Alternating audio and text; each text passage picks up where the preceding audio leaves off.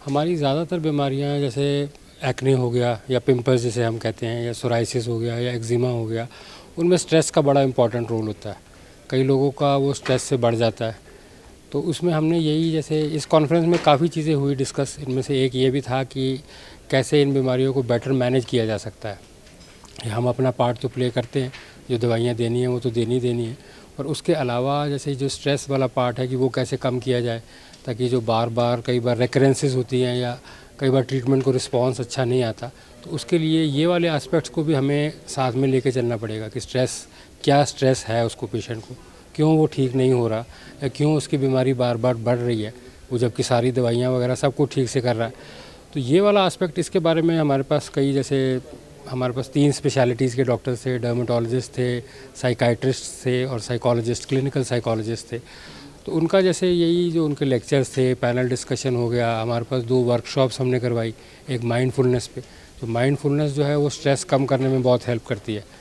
तो वो हमारा मतलब काफ़ी डॉक्टर्स ने वो अटेंड किया एंड वो सारे काफ़ी खुश थे कि एक एस्पेक्ट नया सीखने को मिला उनको जैसे ना। तो उसमें फिर ये हुआ। उसके अलावा एक हमारा आज वर्कशॉप था हैबिट रिवर्सल थेरेपी, कि जैसे अब कई लोग होते हैं उनको खुजली करने की आदत पड़ जाती है। तो वो एक अंग्रेज़ी में कहावत है कि etch is a very pleasurable sensation. तो जो खारिश करने में आनंद आता है वो कहीं और किसी में नहीं आता।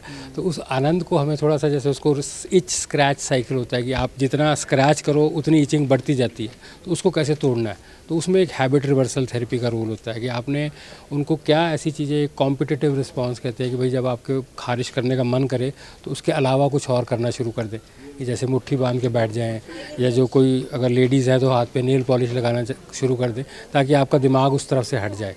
तो आप स्क्रैच नहीं करोगे तो आपकी बीमारी ठीक हो जाएगी। बट सर, ये जो बात कह रहे हैं आप कि स्किन की मैक्सिमम डिजीज स्ट्रेस की वजह से होती है, उसे तो कोई भी एक्सेप्ट नहीं करता। फर्स्ट लेवल पे तो कोई भी एक्सेप्ट नहीं करता। हाँ, बस वही इस चीज़ के बारे में भी हमारी डिस्कशंस हुई कि कैसे पेशेंट से बात करनी है ताकि उसको भी समझ आए। या हर एक बंदा कह देता जी स्ट्रेस तो हम सबको है। तो वो स्ट्रेस, एक वो यू स्ट्रेस होता है और एक डिस्ट्रेस होता है। तो यू स्ट्रेस वो होता है कि जो हमारे को चलाता है, अगर वो नहीं होगा तो हम काम करना बंद कर देंगे या परफॉर्म नहीं कर पाएंगे उतना। तो डिस्ट्रेस होता है वो हार्मफुल होता है हमारी बॉडी के लिए, वो अलग अलग तरीके से मैनिफेस्ट करता है। अब स्किन तो एक पार्ट है, उसके अलावा हाइपरटेंशन, डायबिटीज़ या इवन हार्ट की प्रॉब्लम्स है, ये सब भी हो सकती है उस डिस्ट्रेस से। तो वो आइडेंटिफाई करना, फिर स्ट्रेस को मेजर करना। अगर आप रिसर्च वगैरह कर रहे हैं तो उसमें आप स्ट्रेस को मेजर करने के लिए अलग अलग टूल्स होते हैं या क्वेश्चनेयर्स होते हैं जो आपको बताते हैं।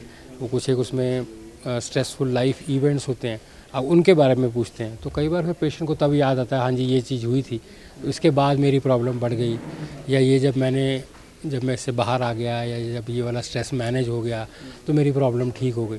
तो ये सब चीज़ें होती हैं।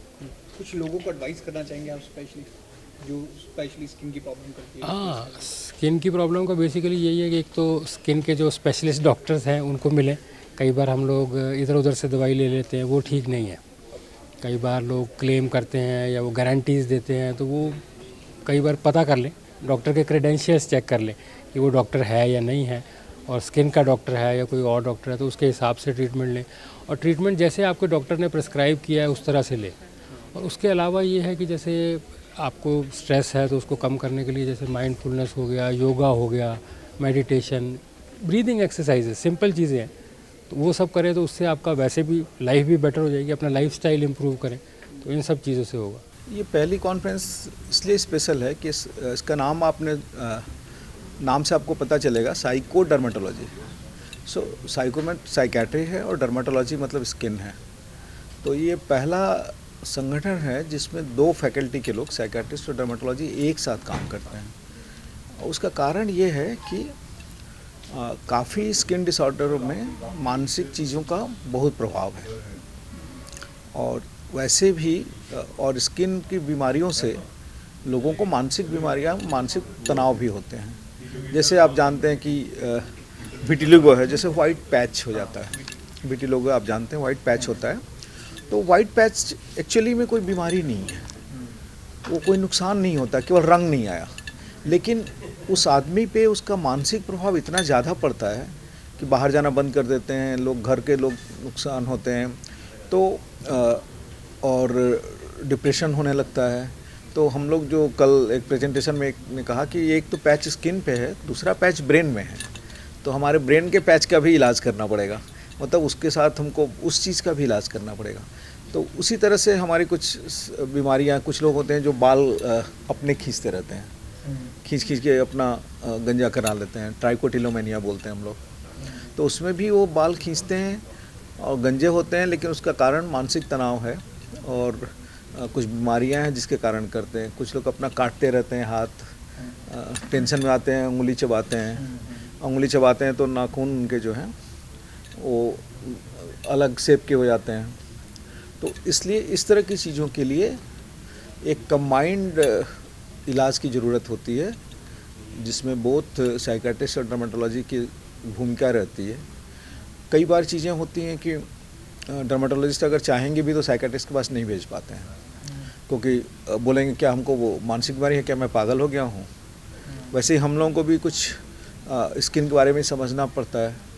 तो हम चाहते हैं कि छोटी मोटी चीज़ें, जैसे डर्मेटोलॉजिस्ट हैं, स्किन के डॉक्टर हैं, वो भी थोड़ा बहुत काउंसलिंग कर सकें, थोड़ा समझा सकें, उनको भेजना ना पड़े, तो उनकी भी थोड़ी ट्रेनिंग हो जाए।